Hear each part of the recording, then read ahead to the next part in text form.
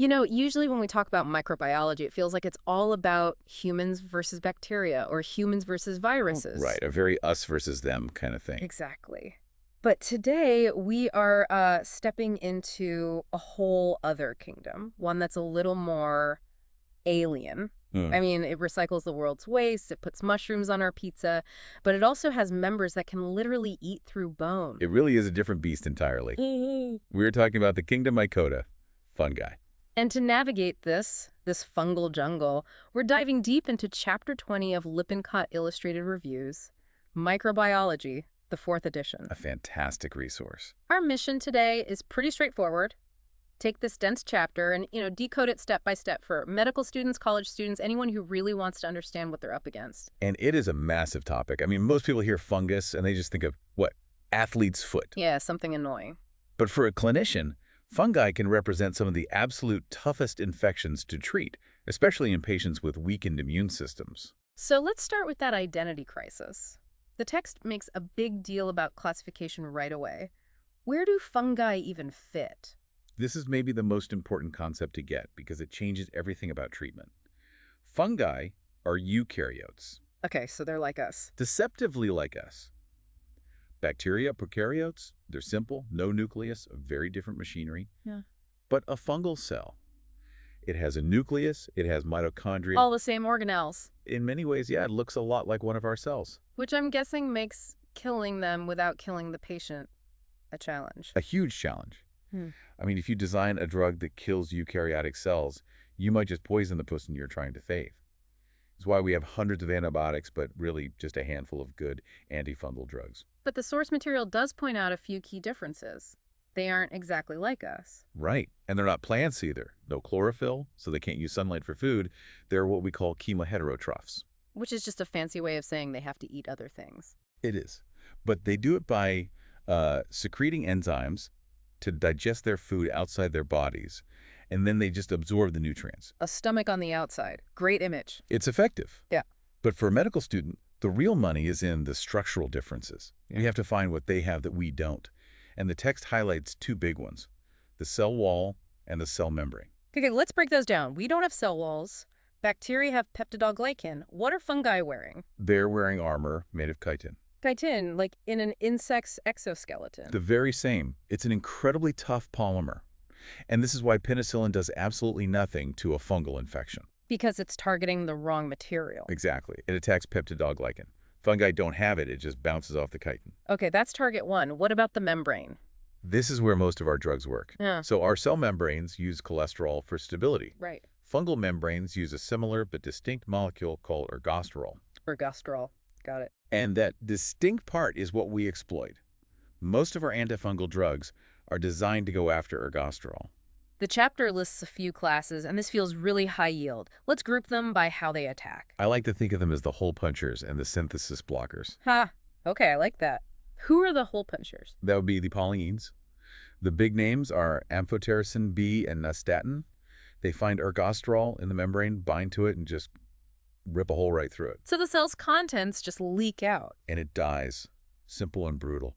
Now, amphotericin B, that's the one they call amphoterrible, isn't it? It is, Yeah. because ergosterol is just similar enough to our cholesterol that amphotericin B can sometimes punch holes in our cells too, especially the kidneys. Yeah. It is a very, very big gun. Okay, so if we want to be a bit more subtle. Then you use the azoles, fluconazole, iconazole, itractazole. They don't punch holes. They just stop the fungus from making ergosterol in the first place. Oh. They block a specific enzyme, a P450 enzyme, Oh. 14-alpha-sterol to methylase. No enzyme, no ergosterol, no stable membrane. Much cleaner. Generally, yes. And then you have a newer class, the echinocandins. They go after the cell wall instead. They block the synthesis of something called beta-1-UK3-glucan. It's like taking the mortar out from between the bricks, And there was one more. Flucytosine. right? 5-FC. That Yeah. one's clever. It gets inside the cell using a transport protein that we don't have, and then it messes up their DNA and protein synthesis from the inside. Okay, so before we get to the diseases, we have to talk about what these things actually look like, because the text says they're basically shapeshifters. They are. They usually take one of two main forms. First, you have yeasts. Oh. Those are single-celled, round, and they reproduce by budding. Just picture a little balloon growing off the side of a bigger one. And the other form? That would be the filamentous moles, Hmm. the fuzzy stuff on old bread. They grow as these long threads called hyphae, and a whole mat of hyphae is called a mycelium. But here's the key concept from the chapter. Yeah. Some of them can be both. Yes, this is dimorphism, two forms. And it is absolutely crucial because almost all of the really bad systemic pathogens are dimorphic. And they switch based on what? Temperature. The classic mnemonic is mold in the cold, yeast in the beast. Huh, I love that. In the soil, where it's cool, they grow as a mold. But when you inhale their spores and they land in your lungs, the 37 degrees Celsius beast, they transform into a yeast. It's a key part of their pathogenic strategy. And these spores, that's how they spread. Mostly, yeah. Asexual spores are called candidia. That dusty powder on a moldy piece of fruit, millions of candidia. They just float in the air, and we breathe them in all the time. So in the lab, how do you tell what you're dealing with? The go-to is Sabaron dextrose agar. It's a special growth medium with a really low pH, around 5.0. And that's to... Kill bacteria. Right. Most bacteria can't handle that acidity, but fungi thrive in it. It clears the plate for them to grow. Smart. And for a quicker diagnosis? You can do a direct stain, take a scraping, add some potassium hydroxide, or KOH. It dissolves all the human cells, but the tough chitin walls of the fungus remain, so you can see the hyphae right away under the microscope. Okay, biology is down. Let's move into the clinical side. The chapter organizes infections by how deep they go. Right. Surface level and then working our way in. So we start with the cutaneous mycoses. Skin, hair, and nails. The dermatophytes, the common annoyances. Very common. The three main genera are trichophyton, epidermophyton, and microsporum. And the key thing to remember is that they're not trying to invade your body. They're just hungry for keratin. The protein in our skin and nails. Exactly. They just live on the dead outer layers. And we call these infections tinea. Let's run through them. Tinea pedis. Athlete's foot. Usually starts between the toes. The real danger isn't the fungus itself, but the cracks it causes in the skin, which can let in a nasty secondary bacterial infection. Tinea corporis. That's ringworm. It's not a worm, of course. It's the fungus growing outwards in a circle, creating that classic red scaly ring. What about Tinea capitis? Scalp ringworm. And the text has this really cool diagnostic pearl for this one. If it's caused by microsporum, the infected hairs will fluoresce a bright green under a wood lamp. A UV light. Yep. Hard to miss. And the last one, the one everyone hates. Tinea unguium. Onychomycosis. Nail fungus. Makes the nails thick, yellow, and brittle. And it's so hard to treat because topicals can't penetrate the nail. You usually need months of oral medication. Okay, let's go one layer deeper. Subcutaneous mycoses. Right, so these aren't just landing on your skin, they're being forced in. Traumatic implantation. Like getting poked by a thorn. Exactly. The classic example is Rose Gardner's disease. Sporotrichosis. Right. Caused by Sporothrix schenki, a gardener gets pricked by a thorn. A little ulcer forms at the site. But then, and this is the key sign, you start seeing more nodules popping up in a line, going up the arm. You're following the lymphatic channels. Precisely. It's an ascending lymphangitis, a line of bumps on a gardener's arm. Yeah. You have to think Sporothrix. The other one they mention is mycetoma or Madura foot. Yeah, that's a chronic nasty abscess, usually on the foot. The diagnostic giveaway is that the pus contains these little colored grains. Grains, like sand. They look like it, but they're actually clumps of fungal hyphae. They can be black, white, red, and the color helps you identify the species. All right, now we are leaving the annoying category and entering the truly dangerous one, the systemic mycoses. The true pathogens. Why that name, true pathogen? Because these can cause serious disease in perfectly healthy people. You don't need to be immunocompromised. You just have to breathe in enough spores from the soil. And they're all dimorphic. Mold in the cold, yeast in the beast. You got it. The book organizes these by geography, which is really helpful, so let's play detective. A patient from the San Joaquin Valley in California has a lung infection. That's coccidioidomycosis, valley fever.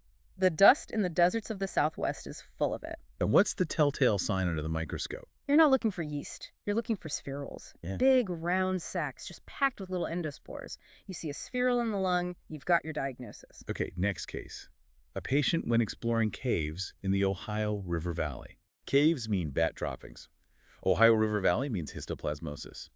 Histoplasma loves soil enriched with bird or bat guano. And its microscopic trick. It's an intracellular parasite. It lives and multiplies inside our macrophages. The slides show these immune cells just stuffed full of tiny yeast cells. Wow. Okay, how about a patient from the southeast U.S.? You should think blastomycosis, blastomyces. The visual cue here is the yeast itself. It has a very characteristic broad-based bud. A broad-based bud, like a snowman with a really thick neck. That's a perfect way to picture it. The connection between the parent and daughter cell is really wide. Last one.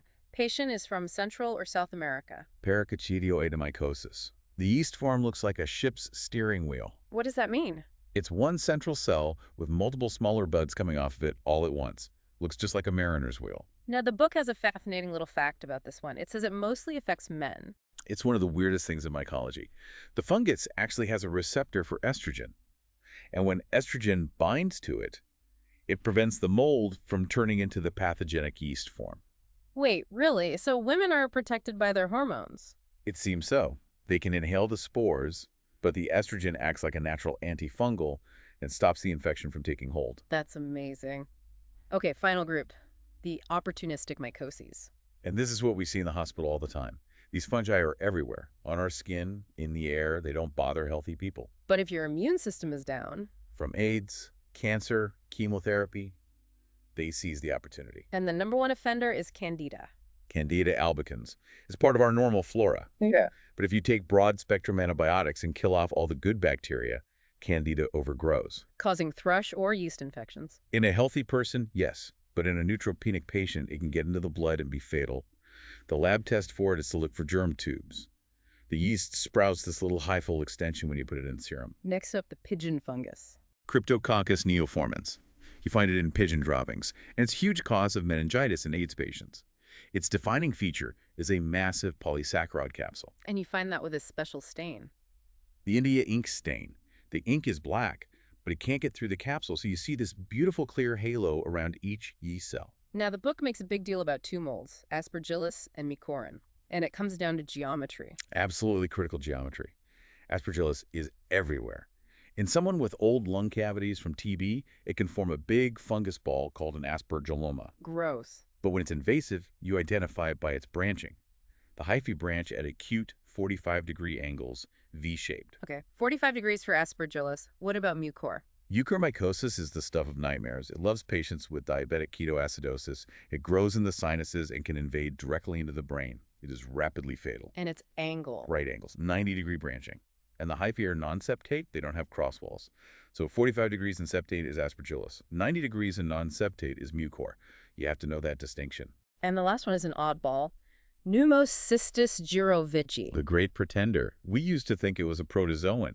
It causes PCP, a classic pneumonia in AIDS patients. Why is it an oddball? Because DNA tells us it's a fungus, but its cell membrane doesn't have ergosterol. Wait, so if it has no ergosterol, all those drugs we talked about, the azoles, amphotericin... Completely useless against it, and that is a huge clinical pearl. You cannot treat this fungus with antifungal drugs. So what do you use? An antibacterial drug. Try sulfamethoxazole, or TMP-SMX. You treat the fungus like a bacterium. Wow. That's a trap waiting to happen. It really is. We have covered so much ground here. If you had to boil this all down to the absolute must-know takeaways from this chapter, what are they? Okay, takeaway number 1. Respect the target. Fungi are eukaryotes. Their weak points are the chitin in their cell wall and the ergosterol in their membrane. That's why our drugs work. Number 2. Location, location, location. For the systemic pathogens, geography is your best clue. Desert means coccidioids. Bat caves mean histoplasma. And the third and final takeaway. Context is king. A fungus that's harmless on the skin can be deadly in the blood. And you absolutely must know the difference between 45-degree and 90-degree branching in a compromised patient. It can be life or death. It really is incredible how much work our immune system does every single day, just keeping this entire kingdom at bay. We are inhaling these spores constantly. The only thing standing between us and, well, a lungful of fungus is a healthy immune system. A good reminder to take care of it. Well, thanks for joining us on this deep dive into the fungal jungle. From the Last Minute Lecture team, good luck with your studies. Stay healthy, everyone.